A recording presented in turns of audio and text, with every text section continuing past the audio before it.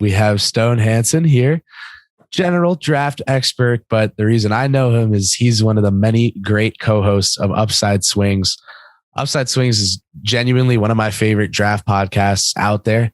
The player breakdowns are fantastic. They take whole episodes to talk about, 1, 2 to 4 guys, and just give you a whole breakdown. Like you feel like you get to know a prospect, like you really get to meet him through Upside Swings. So Stone's perspective is one I'm really excited to introduce to draft class, have a guest teacher here for our second session. How you doing, man? Thanks for coming on. Wow. Yeah, I'm doing great after that intro. Thanks for boosting my ego quite a bit. I appreciate you listening to Upside Swings, and I'm excited to talk tonight about the draft class. Absolutely, man. So we talked a little bit before you came on about what we might talk about. And when I was trying to just, get a temp check from you, we got a quote. We got I'll get you verbatim here. You said, I don't know if there's anyone currently outside of RJ that the Knicks should look at as a reason to avoid positional or play style overlap. So the Knicks have, we know, a plethora of young guys on the roster. If you include Farron Hunt on a two-way, that's 9 guys on rookie deals or two-way deals. That means, RJ Barrett, we know he's a wing, kind of the cornerstone piece of the team right now. Talk to me about your thoughts on some of these other guys, even if it's just tangentially, and, maybe even if it's just what kind of players you think might fit with them, what guys you might think fit with RJ best, just, going into a Knicks draft show, what things come to mind for you? Yeah. So just as like a general principle or philosophy for me, generally speaking, I tend to value talent more than fit. If the margins are thin enough, and then I'll value fit a little bit more. So with the Knicks specifically, I think they have a lot of interesting young guards. I'm not really sure how many of them I see as like guys that are cornerstones or building blocks that I would necessarily say like I'd avoid. If the Knicks, for example, got like the 3rd pick or whatever, I wouldn't be like, I'm avoiding Jaden Ivey because they have, 4 or 5 really intriguing young guards, but none of them have Ivey's upside necessarily. So generally speaking, I'm going to take the talent and let it figure itself out from there. But yeah, I think RJ is sort of interesting because he allows you to have so many different sort of positions that you could bring in, using him as sort of a cornerstone or building block. I think he's probably best as more of a complementary guy, as a number 2 or 3 guy on a really contending team. Yeah. So, and it allows you to bring in guys who he's a very versatile player. So you could bring in, bigs or other wings that fit alongside him, other guards if the talent's good enough, So that's sort of where I stand with the Knicks. I haven't nearly watched as much as you, I'm sure, but I think that from what I have seen, RJ is probably the guy I would lean on as my building block for this team. Yeah, I would agree with you there on that assessment. He's my guy too. Ever since we drafted him, I actually wasn't, funnily enough, like a huge, this is a home run pick guy. But once he struggled in those first couple summer league games and responded with a triple double and a whole, myriad of other great performances, I was just like, oh, this kid's going to work his tail off to do what it takes to succeed in New York. And that's a very rare breed of person, especially to then have that person be 6'6", 6'7", with his attention to detail, with, his improvement over the years. He's someone who, I talk to Jackson Lloyd a lot, and he loves the Jimmy Butler comp just because those guys seem to work their way up at the points that they've made it to. Like, I love comping RJ Barrett. If you want to go cross sport, Josh Allen is my favorite, just because Josh had a season of outlier development, and a lot of football gurus were like, the analytics guys especially were like, oh, well, that's not happening again because that can't happen again.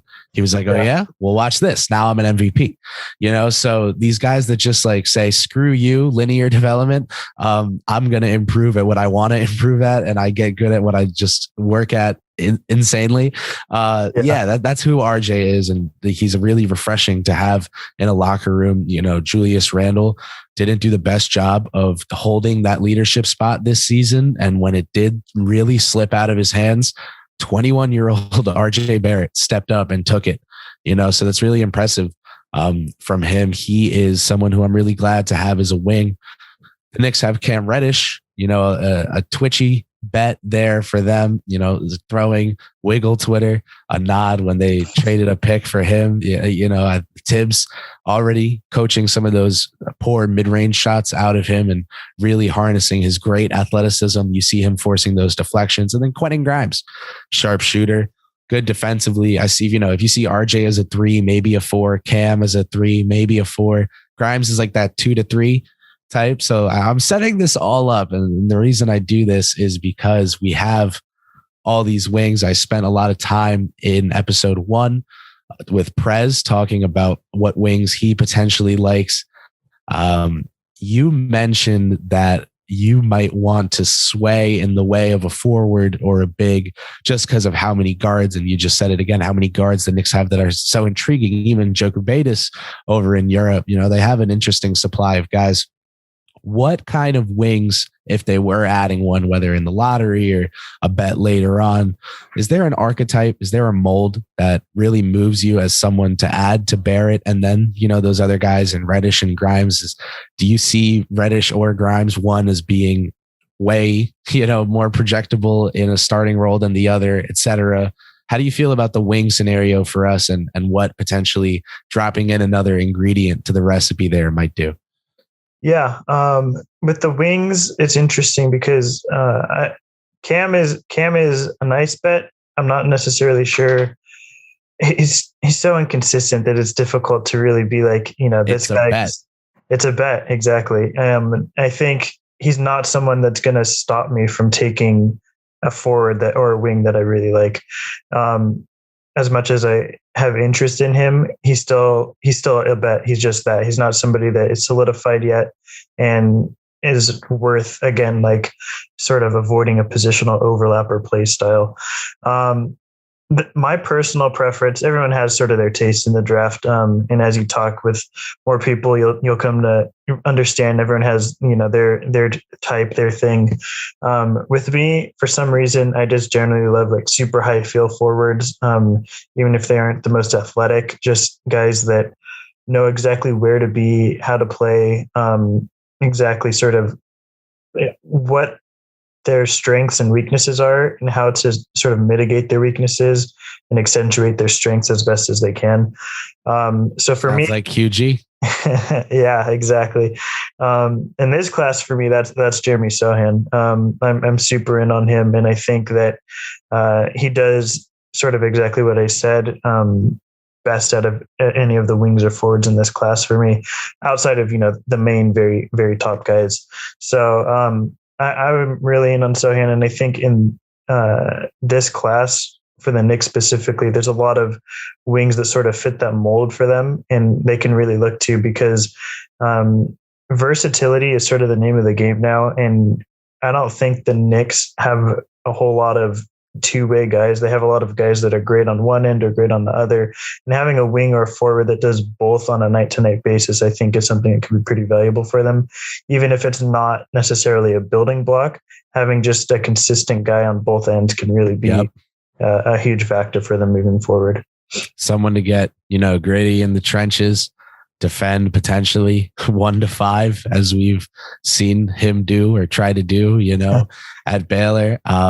I'm really impressed with Sochan too. And a big reason for that is his fit, with Barrett, Grimes, Reddish as that fourth piece in there. He has no pressure to be, a star wing or anything. He just needs to get some of that dirty work done. And that's a great spot for a rookie to start proving himself to start. Obi Toppin, when he played in his rookie year, asked Derrick Rose, how can I contribute? Help me out here. We just traded for you. Now you're my point guard.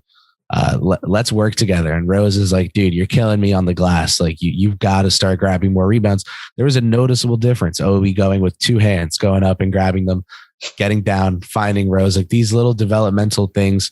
I think Sochan is a great guy to add to that group and to keep guys hustling in practice, all of that. I just think he would be a great personality, great fit, everything to add to our locker room. So I totally agree with you there. Because we're in the world of potential wing connectors, I want to add one more guy into the mix here, get your thoughts on him. And then maybe also, compare and contrast vibe with Sochan and then Tari Eason, LSU, one of Prez's favorites. So Prez, a big fan of Tari. He calls him, Tar, he, ease him, and just absolutely loves him. What would you think about him as a wing bet for New York, as someone who would come in, join that core? I know the Knicks have Barrett and then Toppin, and Eason, probably you're not drafting him, projecting him to start over Toppin. But again, joining the core is someone to get some of that dirty work done, grab some of those boards and all that. How do you feel about him?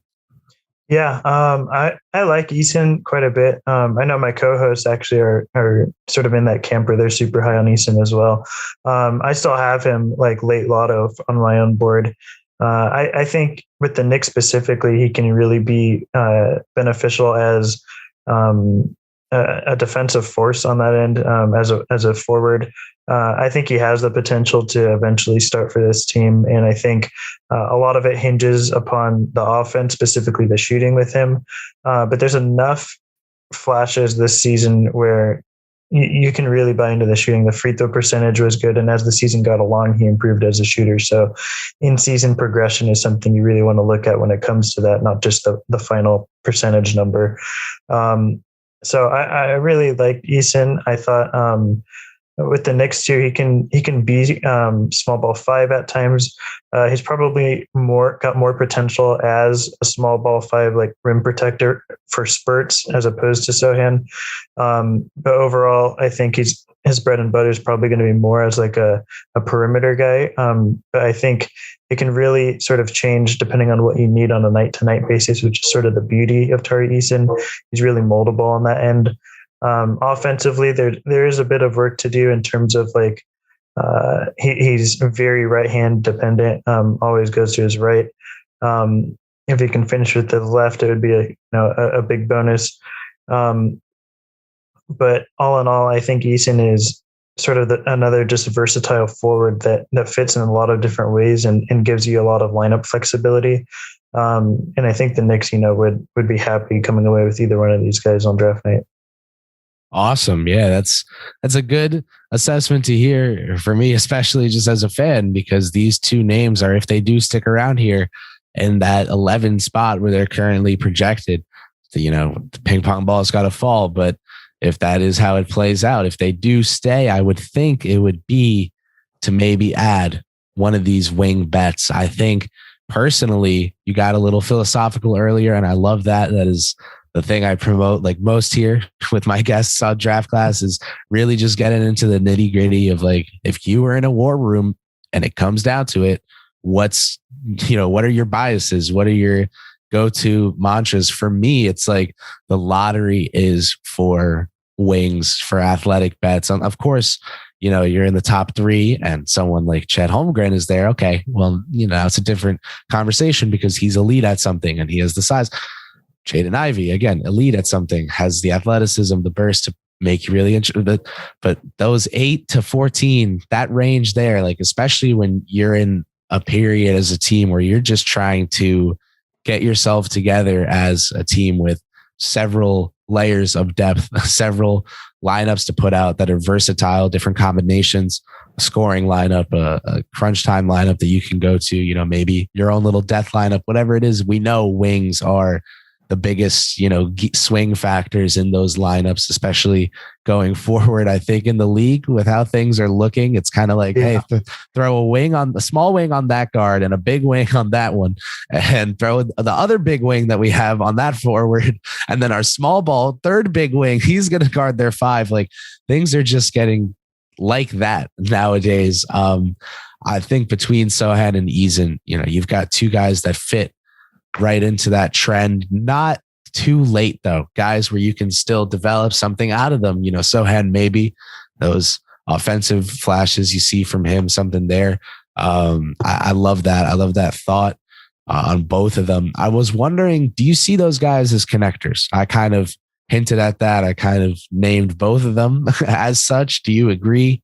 Do you have a different way of viewing either of them? Yeah, with Sochan, yes. At least early on, especially. What I like about Sochan too so much is he's one of the youngest guys in this class at only 18. There's a lot of potential for him to scale even above a connecting role. But at the moment, the shooting is it's going to be a while before the shooting comes around with him. But I think he sees the floor very well as a passer, somebody who always seems to make the right decisions and the right reads. Not a huge advantage creator at the moment. I think Eason maybe has more upside as that, but I don't think Eason necessarily sees the floor as well as Sochan does offensively. Both of them on the Knicks particularly probably project more as connectors because I don't think either one is really, at least early on, going to be capable of taking like a huge offensive role or anything. Eason probably has more, his game is more suited to take on a heavier shot diet. And I think Sochan's probably a better passer, to where I would lean Sochan as being, more projectable as a connector.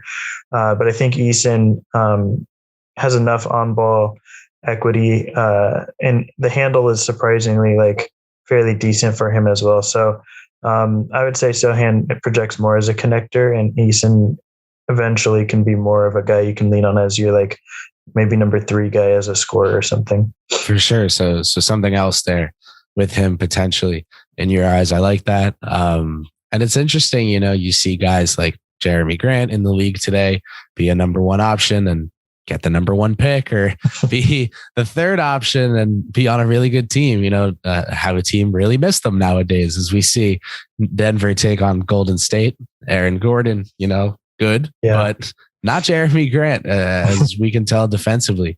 So definitely, interesting for Tari to have that potential growth curve there. I want to shift gears a little bit, potentially stay in the connector lane, depending on how you see these guys. But there were 2 names you brought up in regards to the guard department of this draft: Dyson Daniels and Johnny Davis.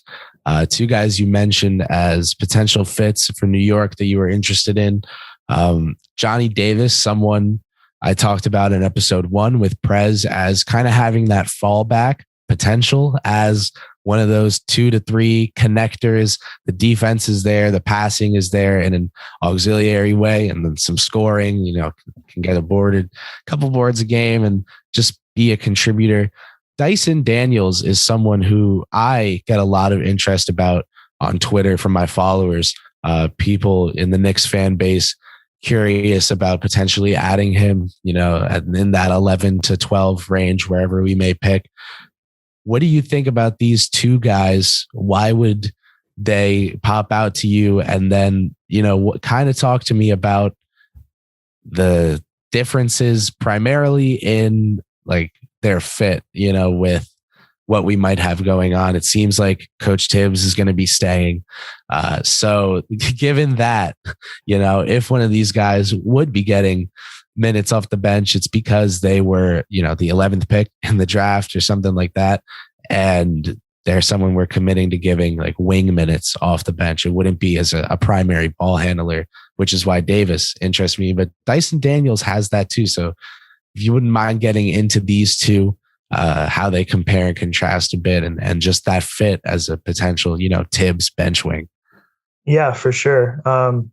Dyson, I'm especially high on. I'm over the moon about Dyson. I think, especially with the Knicks too, that the beauty of Dyson Daniels' game is that he's 6'7" ish guard slash wing, and he's so scalable and so versatile. And versatility is a word I think that gets probably overused, but with Daniels, it's very applicable because I do think he has the ability to scale as a guy who can be your primary ball handler, who can be your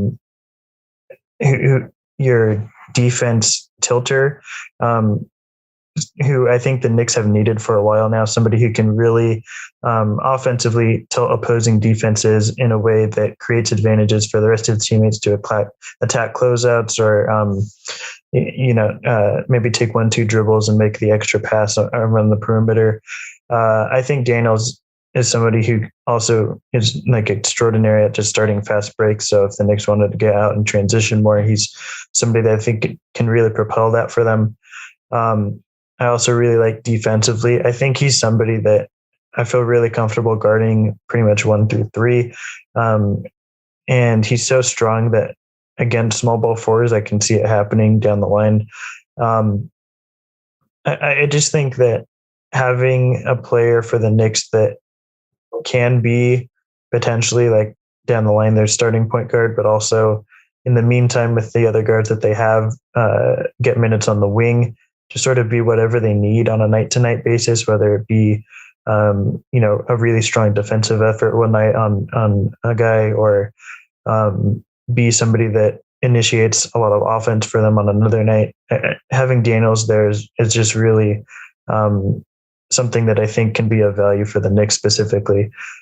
With Johnny Davis, a little bit of a different story. I think he's more with the Knicks. I like him because he's probably my favorite. He'd probably be my favorite scoring option as a guard on the Knicks. Right. Yeah. And I know people will point toward Emmanuel Quickly, and I think I love Quick. So I'm one of them.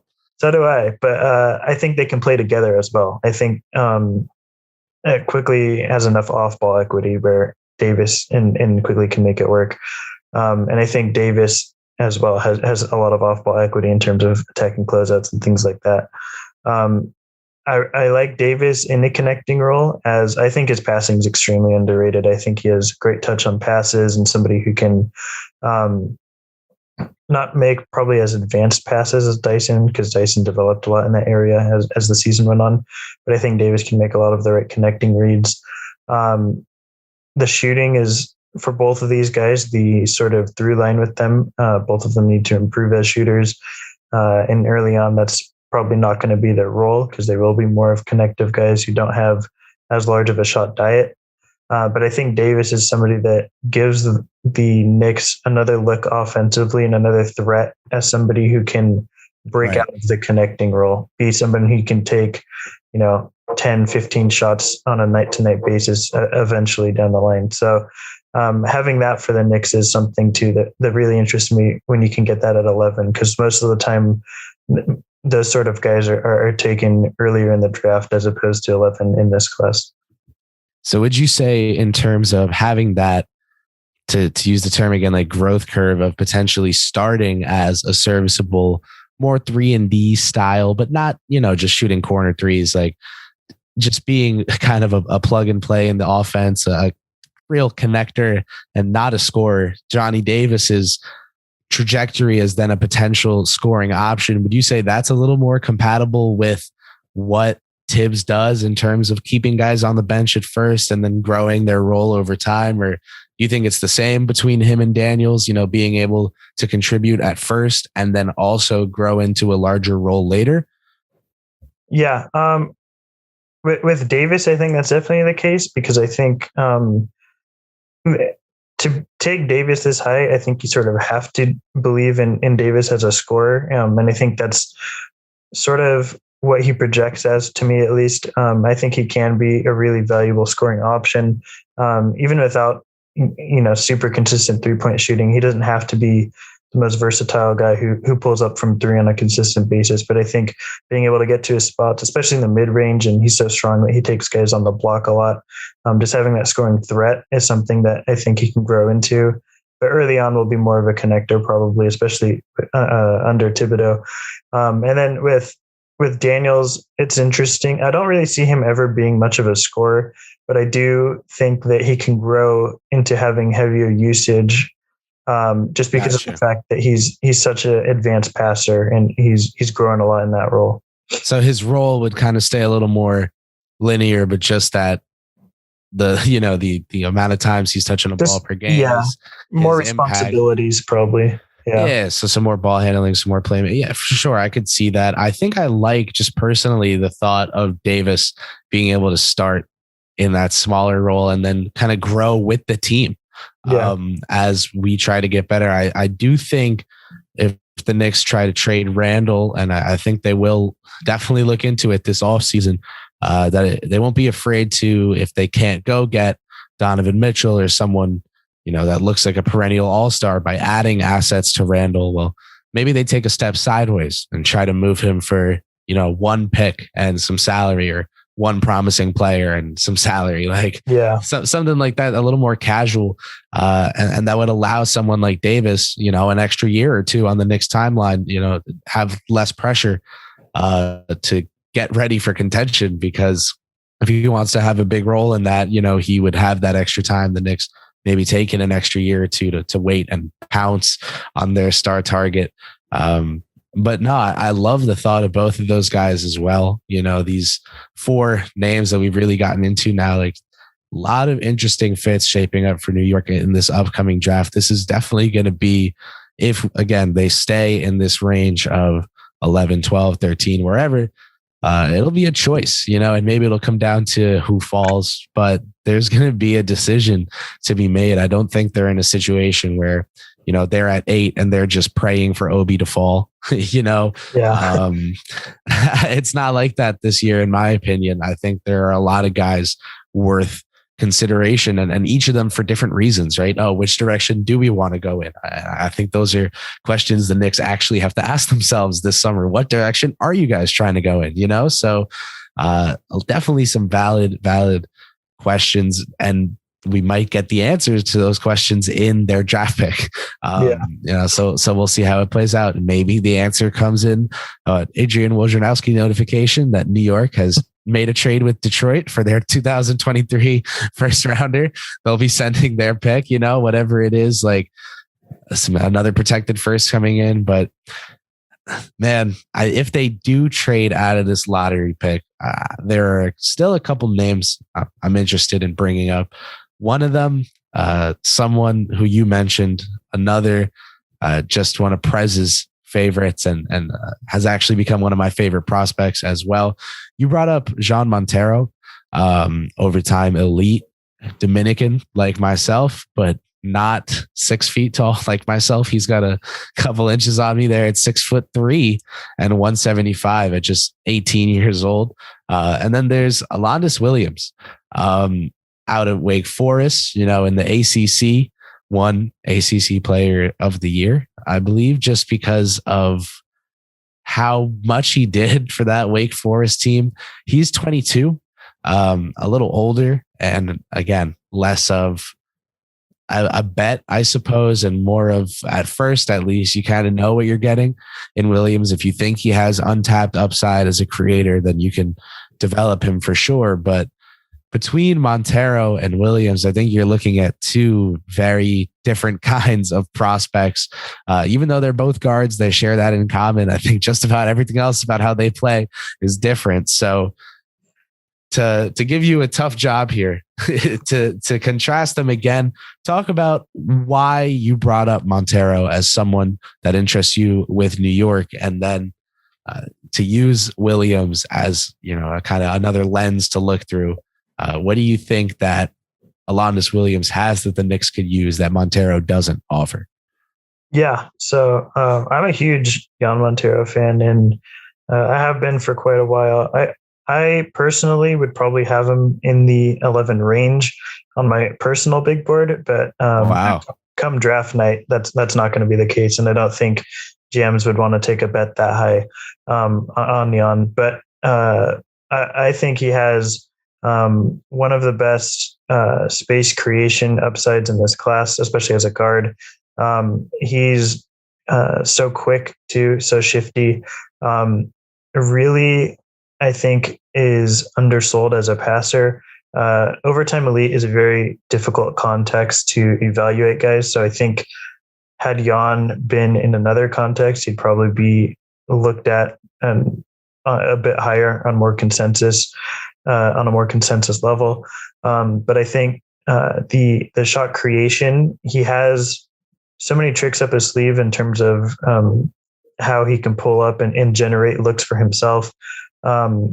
Not the most advanced finisher, just because the height is in frame. He's very slender.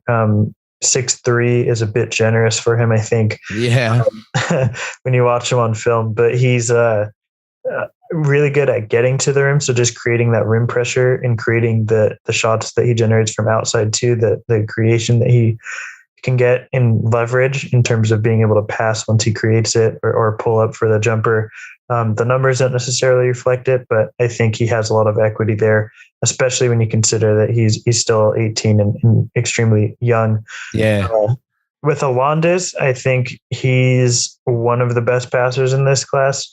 I mean, some of the stuff he tries is just ridiculous in terms of like the cross court stuff. Like he could be on the complete other side, standing still, not even having to create anything, and he just sees a guy, running off a pin down or something, and is able to throw it with two hands above his head and get it over there. So Alondas has an insane vision, and I think that's something the Knicks don't have from any one of their guards. At least to his level. So I really like what Alondas can bring in terms of just a different dynamic from a guard perspective at the Knicks, giving him a different look. I really do like Jokibatis, and I think he can be sort of that mold of a passer. Maybe not quite to Alondas's level, but I think he is a really talented passer. So there may be overlap there if you want to say that, but I think for me personally, Jan just has so much potential as a pull-up shooter and just a scorer in general that it's very difficult for me to have any one of the Knicks guards sort of make me look away from him or want a different direction. For sure. I get it. When that upside, if you see it there, you think it's just sitting right there, get it, go get your guy. So I get it. And I do think that Montero, is just, even if it's not him, the kind of player he is raises a question to New York again that I want them to be asking themselves, like, hey, what could this kind of guard do for us? Because they've got to go acquire a lead guard, right? This is kind of just, you take enough swings, you'll hit on one eventually. Screaming at them, and maybe Quickly is that guy, but it seems like from tea leaves and how they're, falling in the tornado of this season, that they're going to go and do something to acquire a guard in some degree this offseason. So when you're talking about who that's going to be, if it's someone that is a prospect, who do you want them to grow into? If it's someone who's good now, what kind of guard do you want? Someone who's great at under and at the rim. You want someone who kind of exists more on the perimeter. That would be Quickly, So I think these questions are valid and important for New York, and that's kind of why I'm testing you here, having you get into these different, kind of pointed conversations, is because to me they represent some of the really tough debates that the team has to have internally. Looking at Eason, Sochan. Hey, well, one guy's older, might bring a little more juice offensively as a scorer, but do we trust the guys we have enough already to want the more complementary player? Again, it's a valid question, So I think the Knicks really are pressed to answer a couple of these really quick before we wrap up on the topic of big men. Mitchell Robinson, give me a quick spiel on, do you think the Knicks should extend him, or is there someone in this draft that moves you to the extent? Maybe it's Jalen Duren, who you brought up, that would make you want to move on from him, knowing the Knicks have Sims and could go grab someone here in this draft? Yeah. I'm a big fan of Mitchell Robinson. I really think it depends. Ultimately, obviously, it just depends how much he's asking for, right? Like if you're gonna pay him $20 million, then I'm probably looking towards drafting somebody else or trying to acquire somebody else. But I think that Robinson, it's going to be tough in this class, especially at pick 11, to find somebody that has the rim protection that Mitchell offers. I mean, it's tough in any class, honestly, because he is extraordinary in that regard.